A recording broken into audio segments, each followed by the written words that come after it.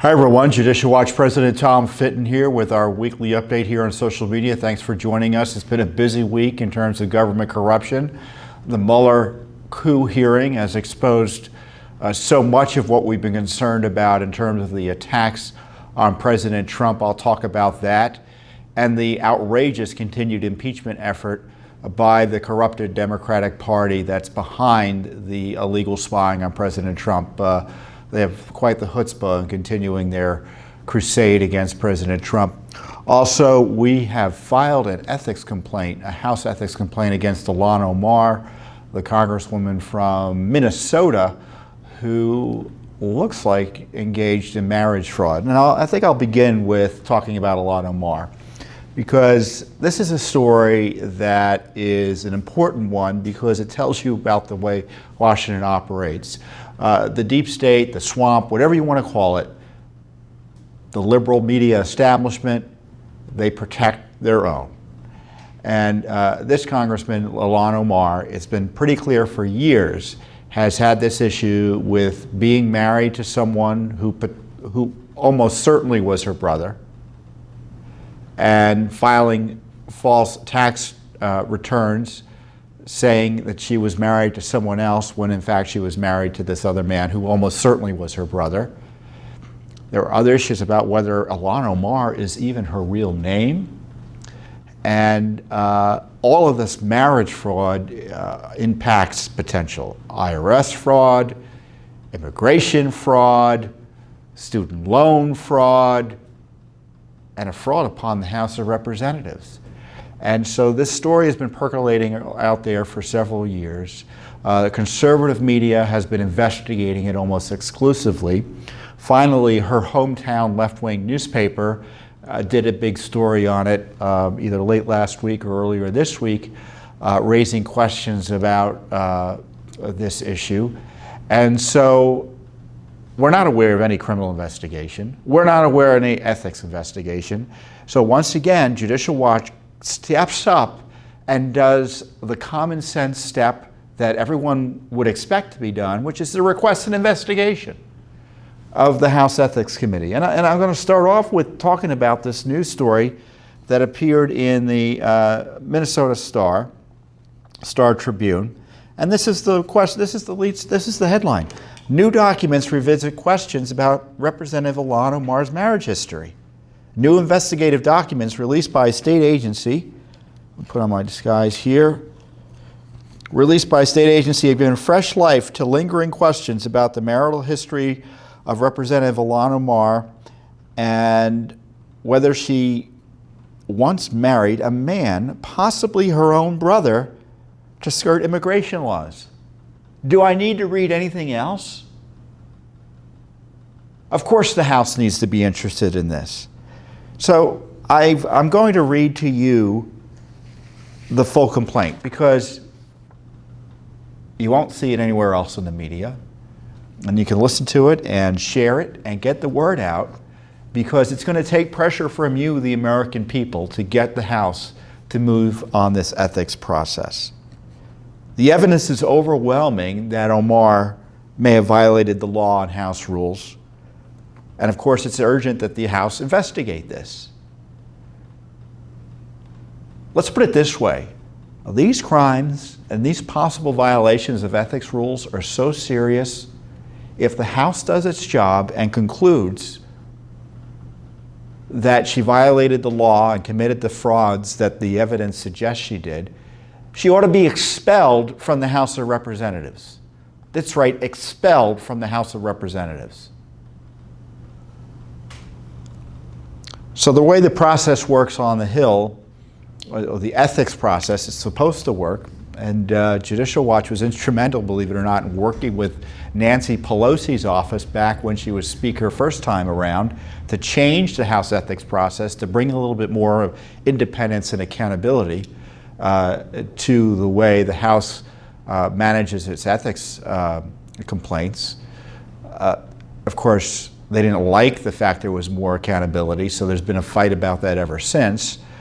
So you file a complaint with the Office of Congressional Ethics that more or less reviews complaints and makes recommendations one way or another to the House Ethics Committee. Now, the House Ethics Committee also can just take up a complaint immediately, but the process officially has to be begun by sending a complaint to the Office of Congressional Ethics.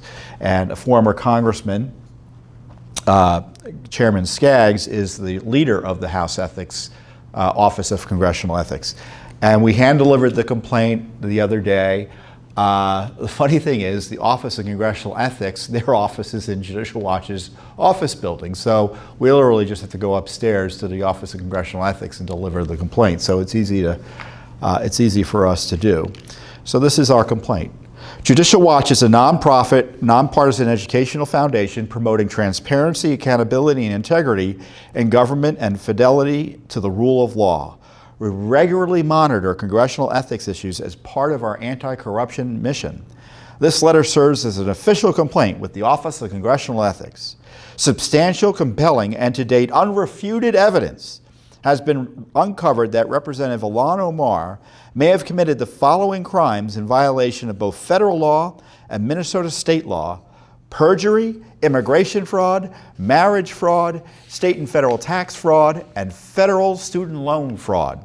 Such violations would also breach the Code of Ethics for Government Service, to which all federal office holders are subject.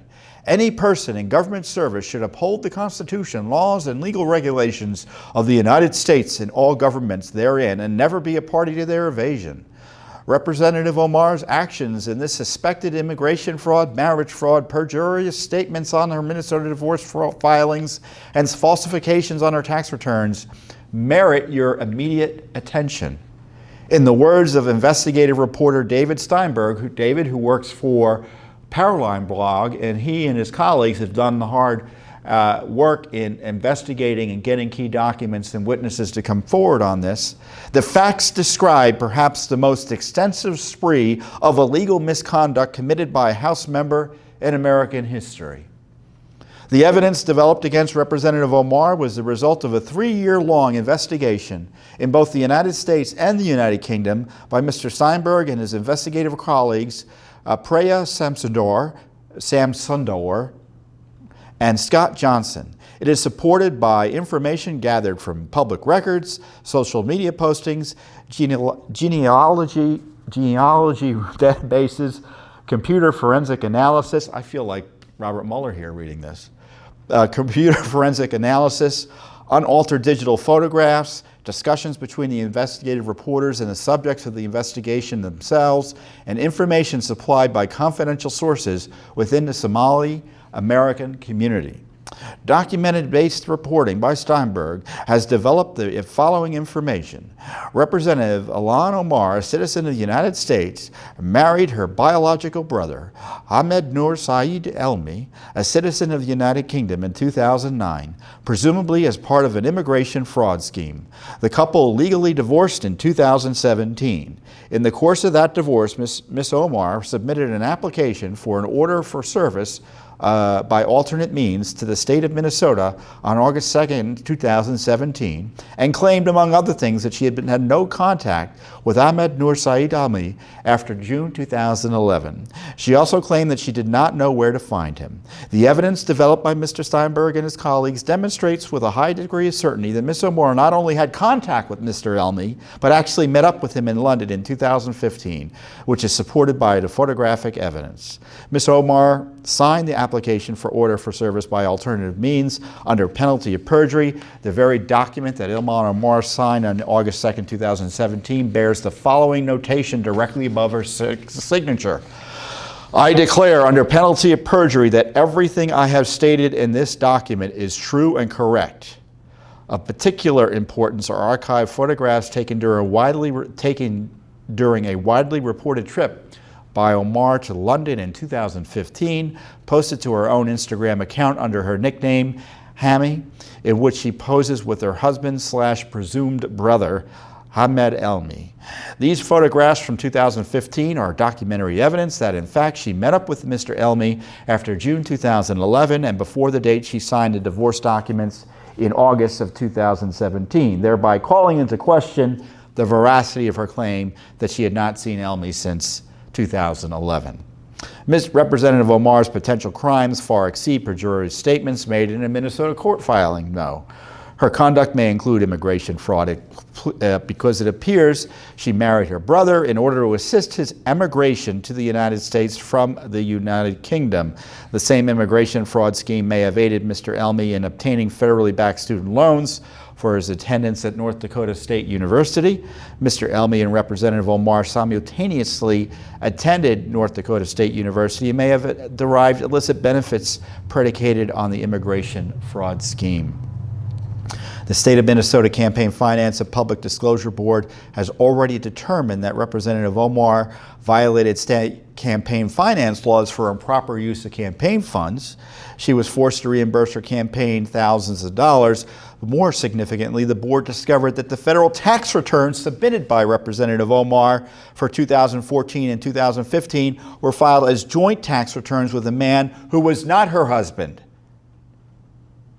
He was named Ahmed Hirsi, while she was actually married to Ahmed Elmy.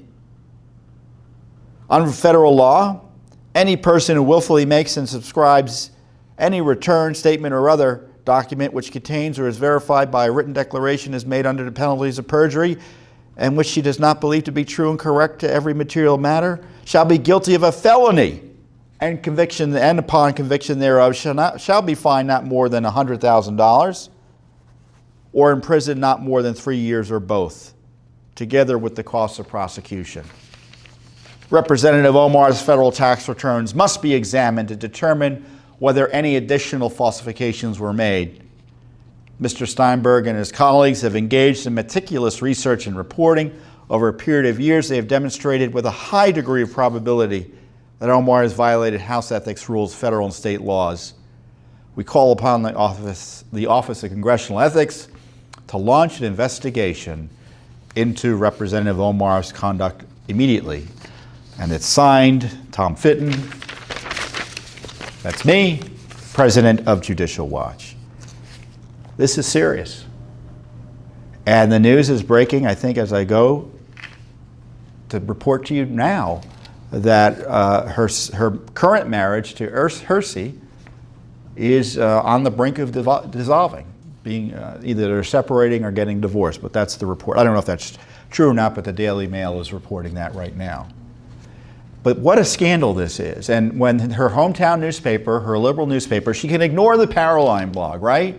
She can call them racist for even asking the questions, which is what she's done. But she can't ignore the establishment newspaper in her state. And this is the game she's playing with the establishment newspaper in her state. Sent a list of questions and a request to talk to her siblings and father. Omar declined to do so. Hirsi did not reply to multiple calls, texts, and emails. Social media posts indicate Elmy is in Africa. He did not respond to multiple emails. Omar's relatives could also clear the air, but they have remained silent about her marriage to Elmy. She declined to make her family available for the story. In 2016, her campaign provided the names of 6 siblings, but only their first names, citing their need for privacy. Elmy was not among them. In October 2018, Omar showed a Star Tribune reporter cell phone photos of family immigration papers, but would not share the actual documents. So she comes to the country. She gets married in her faith tradition, according to this report, in 2002 with Hirsi. They break up and divorce in their faith tradition, so they weren't really legally married. They were, I guess, married. I think they were married by a Christian minister, so I'm not quite sure what their faith tradition is. And in 2009, she marries Elmy. Now, why am I asking questions about whether her name is Omar or Elmy? Because the allegation is, and it needs to be investigated, that when her family came to the United States from Kenya, she's originally from Somalia, and then they were in Kenya in a refugee center there, that some of her family went to the United Kingdom under the name Elmi, and she came in with her father and some siblings under the name Omar, but her name is really Elmi. So that's why I'm asking whether her name is actually Omar. And of course, if Elmi is her biological brother, that would certainly suggest her name is actually Elmi. So this is not about Ilhan Omar's socialism, her anti-Semitism, her anti-Israel fanaticism, her support for terrorist front group Council on Arab-Islamic Relations. That's a front for the terror group Hamas. It's not about that. You know, that's another argument, and I would be critical of her on those issues. This is about whether she broke the law and what the process is to hold her to account. Judicial Watch can't prosecute her. We're a nonprofit educational foundation. We can expose the truth. We can try to get documents indirectly. We'll be doing investigations on that. We can demand other agencies and responsible authorities do the investigations through our educational efforts. And that's what we've done with the House of Representatives. We filed the ethics complaint, and now it's up to the House to tell the American people how they're going to handle this evidence scandal. And I suggest that you figure out whether you want this to be handled or not, and share your views with your members of Congress. You can call them at 202-224-3121, 202-224-3121. If you don't know who your member of Congress is, and I understand that sometimes is the case, and it's not the end of the world, you can figure it out and go to, by going to house.gov, and you can see who your member of Congress is. And there are other ways to communicate with your members of Congress other than the switchboard number I gave you. You can call your members' local offices in your hometown and talk to staff there, but you should communicate what your views are about Ilhan Omar. Because if left to their own devices, the politicians in the House are going to do nothing. And I don't mean that just Democrats, I mean Republicans as well. This has been around, this story has been around since she's been in Congress. You know, she's not been a politician that long. I think she was elected to the state legislature in 2016. The story, then she was elected to Congress in 2018. So her rise has been pretty extraordinary to her credit. But if she broke the law to do it and covered up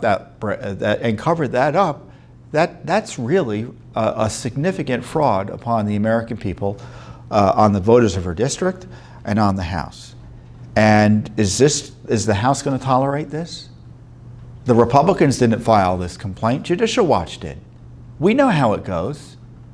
This is the way the House Ethics Committee is comprised. Typically, the committees in the House reflect the majority-minority ratios, more or less. So in a typical committee, let's say it will be 60-40, 60% Democrat, 40% Republicans. I know the numbers may be different technically, but that's the way it typically works. So there's always a majority of Democrats if the Democrats are running the House, and the opposite, obviously, if the Republicans run the House.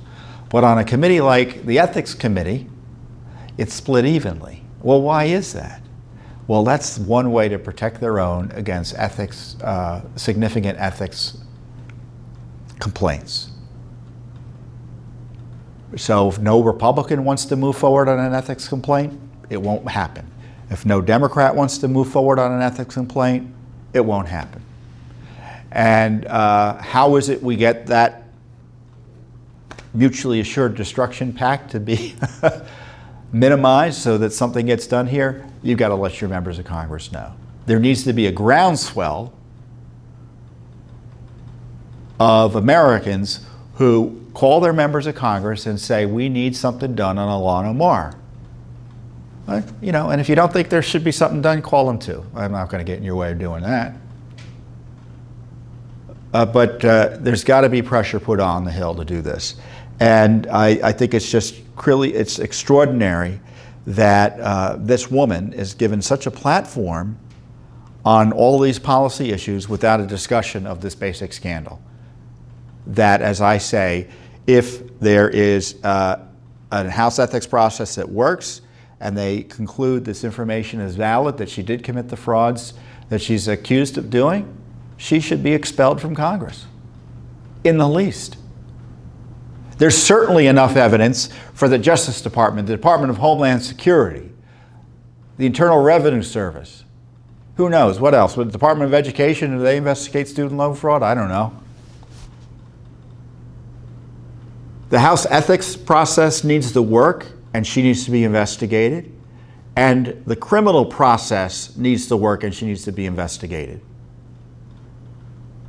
And maybe I'm sure there are state laws at issue here still, beyond the campaign finance issue that's already been adjudicated or handled.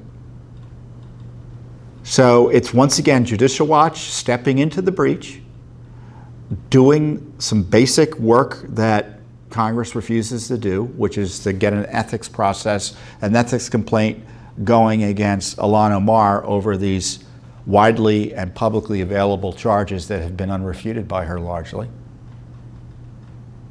And so now it's up to you to keep the ball rolling. So I encourage you to do that. Well, next up is the other scandal, the biggest scandal in American history, which is the spying on President Trump and the continued efforts to overturn the results of the election through harassment, illegal activity, and abuse of President Trump and people around him. And that was the circus of the Mueller hearing this week. And I'm glad I've had a few days to think about this before I talk to you, because you watch something and you have an immediate impression, and then there's a considered impression. And sometimes your immediate impression holds up after a few days of consideration. But my impression was, and I was warning folks on this, is that it did not matter how well Mueller performed. It was part of a play. It was part of a scheme by the Democrats to bring Mueller in to trigger and to keep the momentum going on efforts to remove the president from office. Now, I know there's been debates about whether Mueller was all there or not, and whether he was competent enough even to testify, or competent in retrospect to even run an investigation. And I think those are fair questions given his demeanor. But I think you can have it both ways. I think you can suggest that he was not on top of his game mentally because of age or other impairments, but also hold him accountable because it seemed to me he knew what he was doing, because he studiously avoided testifying on the key scandal that he's involved in, or the key scandal behind the whole Trump effort, the Get Trump effort, which is the manufacturing of false allegations against then candidate Trump and continuing against then President Trump, that he was a spy and that he was a traitor. It was made up. And it was made up with the help, according to Hillary's people, with Russia intelligence sources. That's the dossier. Hillary Clinton, the Democratic National Committee, and the Obama FBI. And now, because of Judicial Watch's efforts, we know the State Department under Obama was involved in it too directly, concocted this dossier that included the help of, quote, Russia intelligence sources, saying that Trump was in some sort of conspiracy with the Russians.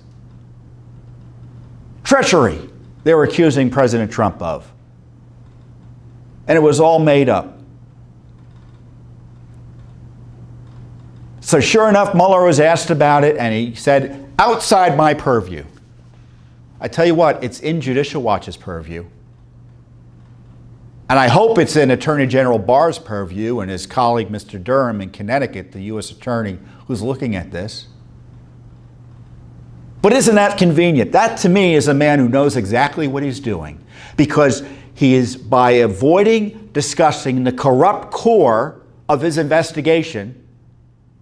Remember, no dossier, no Mueller special counsel, no FISA-gate warrants, no impeachment scheme against President Trump, no coup cabal. It all depended on that dossier fakery. It was used to justify spying on a presidential candidate by numerous federal agencies. It was used to justify spying on a president. And Mueller, who used this dossier, refused to talk about it. Refused to talk about its origins, its veracity, its validity.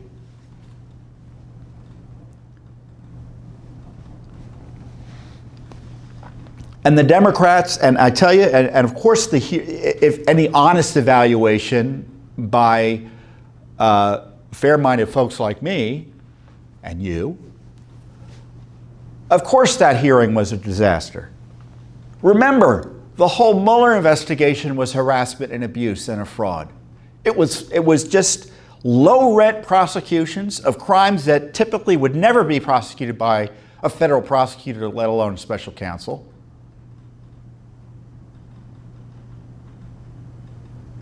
And some of the prosecutions and indictments and plea deals were corrupt.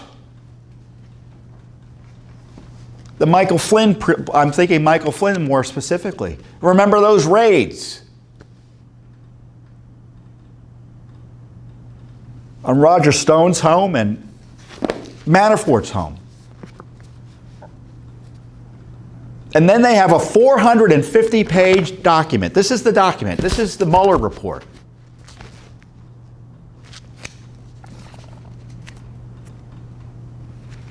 And I've read it. It didn't need to be 450 pages. Could have been 20. And why was it 450 pages? Because, boy, this document looks scary. Something bad must have happened, right? The length and the volume is designed to make you think something happened that didn't happen. But as Attorney General Barr has highlighted, and Mueller himself is forced to admit, even though he slyly tried to suggest otherwise, he walked back that testimony, there was no obstruction. They had no evidence that could sustain an obstruction charge against the President of the United States, and there was no collusion.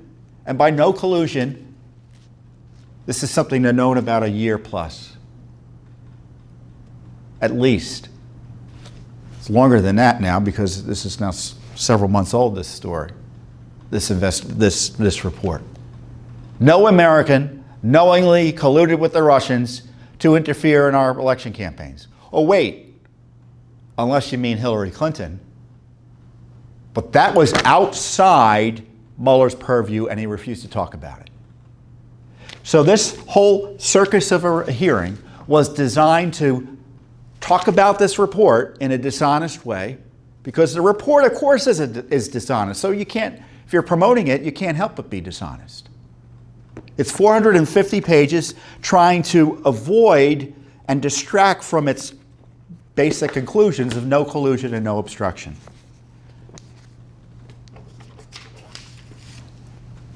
And you think, oh, this was a disaster for the Democrats and they're going to... No. They all are but admitting, as we speak, that they want to impeach the president based on this fraudulent report and the idea that he obstructed justice. He did not obstruct justice. He talked about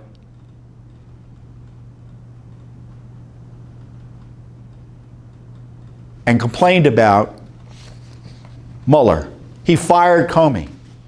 He's the President of the United States. He's allowed to talk about and fire both Mueller and Comey. I tell you, one thing this hearing does, it vindicates my approach and Judicial Watch's approach that the Mueller investigation should have never been launched and should have been shut down by the president.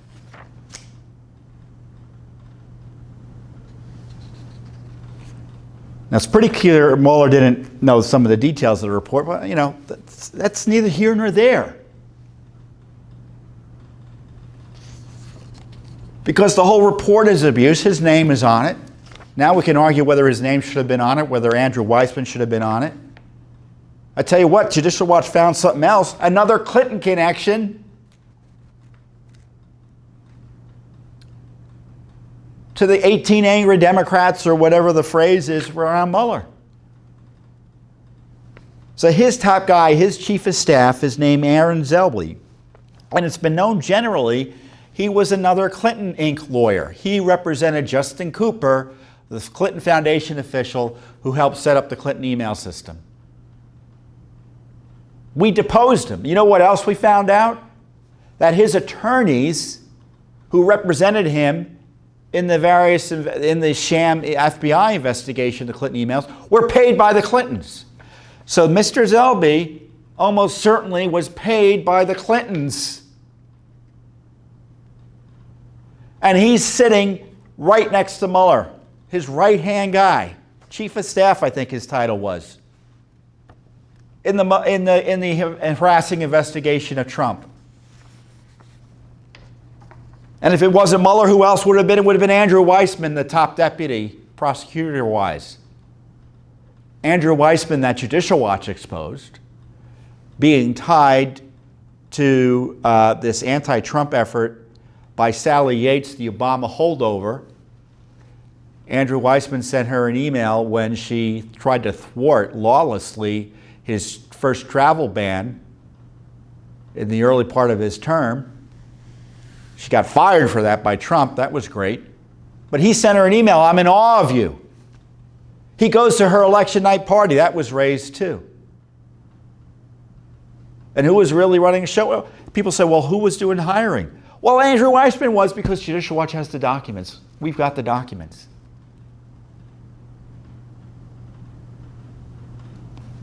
And we've heard it through the grapevine as well, at least I have, that Mueller was nowhere to be seen during this investigation. People were dealing with the special counsel. They weren't dealing with Mueller. They were dealing with his people. But I think if it were imagine if this was like a Ken Starr, Bill Clinton type of scenario. What do you think would happen if Ken Starr showed up and gave the performance Mueller would have? They would be calls to bring in every one of his deputies, ask about his competency, whether he should have been running the investigation to begin with. Rod Rosenstein would have been brought in to say, what were you doing? Were you not supervising this man that you could not see that maybe he was not physically capable or interested in actually supervising the investigation? What a big lie the Mueller investigation was, isn't it? Because we were told and lectured by the deep state, oh, Mr. Mueller, he's got years of respected public service. His ethics, his probity, blah, blah, blah. Oh my gosh, well, according to his own testimony, he didn't seem to have much to do with the way the investigation was being run. You can look at his testimony and draw your own conclusions. Don't believe me. Look at him. You can read the transcripts online if you don't have time to view 5 hours of politicians questioning another politician. And yes, Mueller's a politician. So what next? The Democrats are trying to impeach the president. They're harassing him with subpoenas. They've actually sent out more subpoenas, or are in the process of doing them. They're going to go to court to try to get these subpoenas enforced.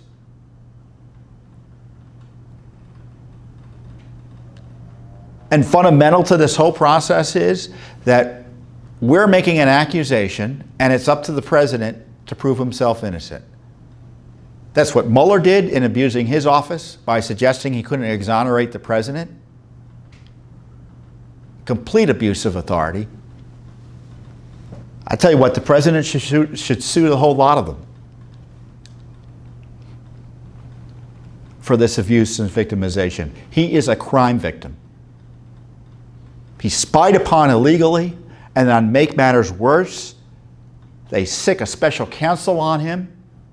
The special counsel should have been investigating the spies. The spies, I'm making up a word. Those involved in a conspiracy to spy on him.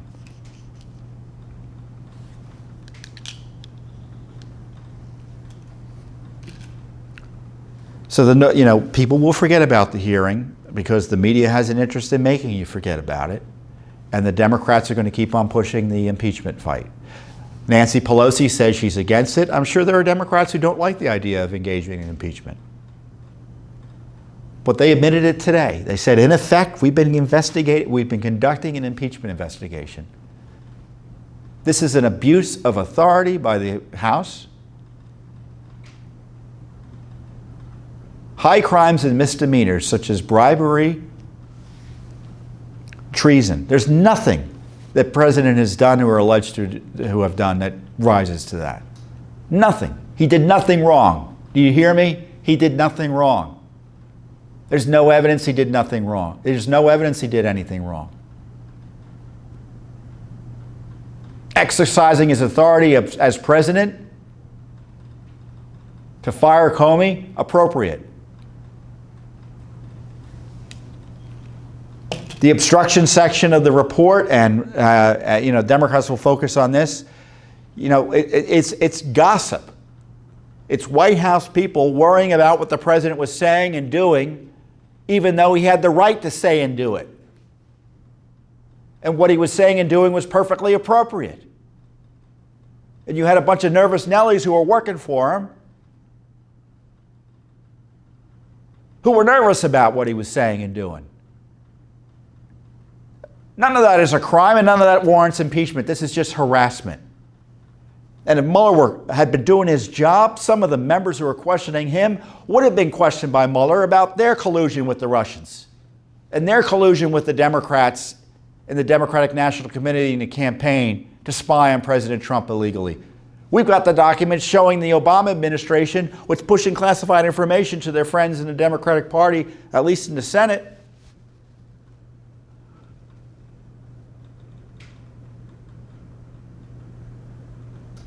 Now, Congress, at least the House, isn't going to do any investigations of any of this deep state conspiracy. I don't know what Lindsey Graham's going to do, or any Republican senators. They really, Lindsey Graham, he hasn't really done, I think, enough, if anything, other than talk about wanting to kind of put the Mueller report behind him. I don't know what that means. I mean, I understand what he's saying, but you don't put corruption behind you, guys. You expose it.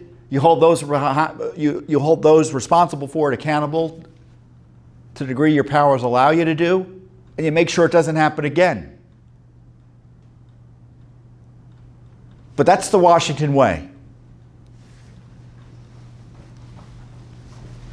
We have the left try to destroy the Senate, violently overthrow its procedures to stop Kavanaugh. Nothing's done. The president is victimized. Nothing substantial has been done by Congress to vindicate him. And I hope Attorney General Barr, I'm cautiously optimistic he might do something. But as you know, we don't wait for Congress to act. We don't wait for Justice Department to act. We don't rely on the deep state controlled agencies, even if nominally they're controlled by good people like Attorney General Barr, who seems, every time he says something publicly on the issue, it's hard to disagree with him. In fact, he's shown some key leadership there. So I trust something big is going to happen. But we're not going to rely on it, and we're going to keep on doing our work. We have more documents coming out on James Comey next week. We have a court hearing next week on struck page materials. I'll talk about that with you on our next update. Judicial Watch has over 50 lawsuits on the deep state conspiracy against President Trump. And yes, we are the ones doing the oversight of the Mueller investigation. Because when you hear investigate the investigators, they don't mean investigate Mueller. We do, though. Mueller's famously saying it's not in our purview, it's not my purview to talk about this. Everything's in Judicial Watch's purview when it comes to the attack on our republic, the attack on the president. So we're going to keep on working on your behalf and with your support. Some great this is the most obviously this scandal is historic, but and I thank God for Judicial Watch. As an American, I thank God that we have a group like Judicial Watch, and I don't say that as president. I say this as best as I can, objectively speaking, as an American citizen who loves this country. And we are celebrating our 25th anniversary, believe it or not, on July 29th. So this is our 25th anniversary. And we've been around we were founded during the Clinton years. We were there investigating and trying to prosecute the Clintons as best we could. Impeachment happened with Bill Clinton, due in no small measure to Judicial Watch's efforts. During the Bush administration, the Bush administration wanted to let bygones be bygones with the Clintons. We didn't stop. And of course, we held George Bush's administration accountable to the rule of law as well. In fact, we sued the Bush administration twice as often as we sued the Clinton administration.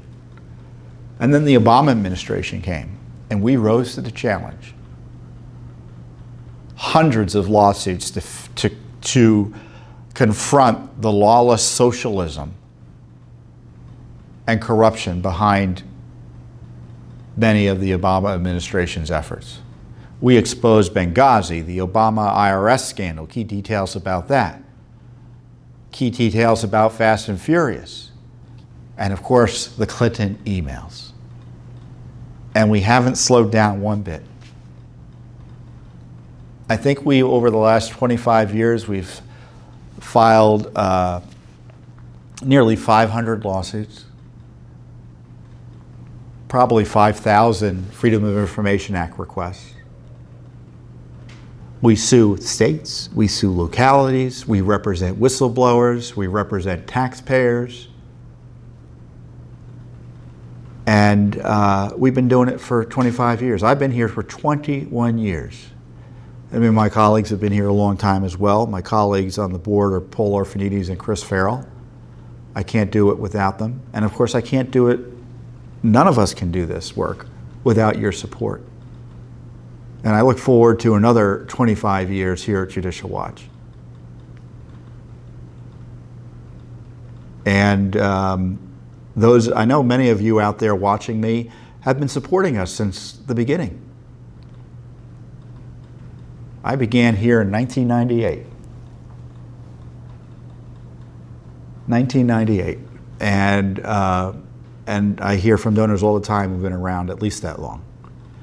And I'm proud to be able to work here. I know my colleagues are excited to come to work here every day. Or at least I hope they are. I know I am. And when I go out and I do speeches, or even when I'm out and about, people come up to me all the time and say, "Thank God for Judicial Watch." And it's hard to disagree with them. And of course, I thank God for America as well, because in no other country could you have a group like Judicial Watch. Nowhere else. So while we have this precious right to hold our government accountable, to petition our government that the Constitution recognizes, and we have these laws that allow us access to government information that aren't available in large measure anywhere else. Because we've done some pretty dramatic work, and we're still around. They haven't shut us down. They haven't jailed us. That would not be the case in many other countries, including Western countries. So we're celebrating 25 years. We do it because of you. We do it only with your support, and I hope you continue to support our efforts over the next 25 years. Every day, it's important we work hard to protect our Constitution.